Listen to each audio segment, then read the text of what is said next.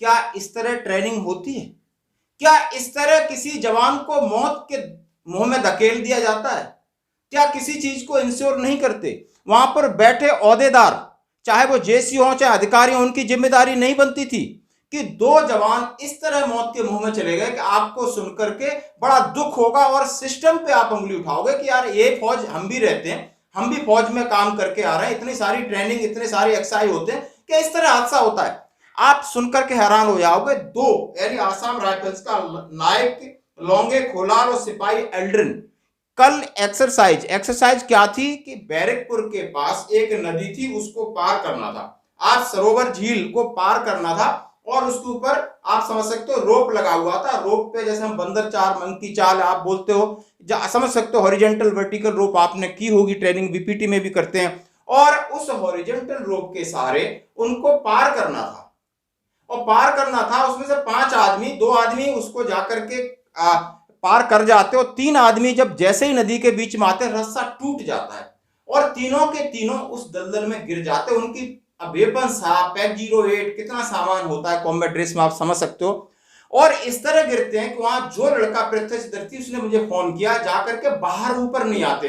एक लड़का उसमें से समझदार था, उसने अपना गिरने के बाद अपना पैक 08 राइफल बड़ा फेंक दी तो ऊपर आ गया और उसको बचाया जा सका और 2 लोग मौत के मुंह में समा गए। आखिर इस मौत का जिम्मेदार कौन है?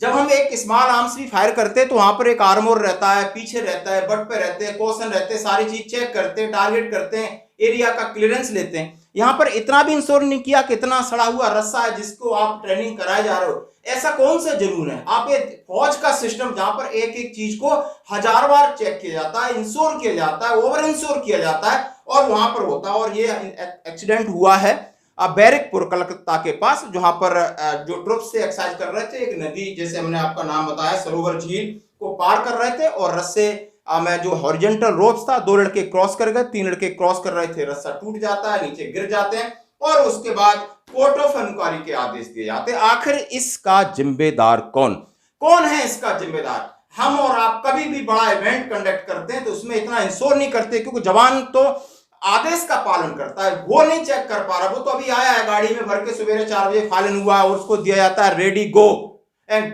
Touch and go. तो उस गो के ऊपर उससे पहले ओहदेदार क्या कर रहे थे? बड़ा दुख होता है कि एक जवान बेवजह इस तरह अपनी जिंदगी को सेक्रीफाइस कर देता है। उसके ऊपर बाद में लगता है उसको आप समझ सकते हो, लेफ्टिनेंट जनरल केपी कलिता, वहां के army commander, all rank tribute to the supreme sacrifice of Naik so and so, सिपाही सो एंड सो। अब जो दुख की बातें हैं वो सब ठीक है, लेकिन ये हादसे बहुत इस तरह के इंसिडेंट होते हैं जिनको इंश्योर नहीं कर पाते। आपने कमेंट्स करना होगा इसका जिम्मेदार आखिर कौन है।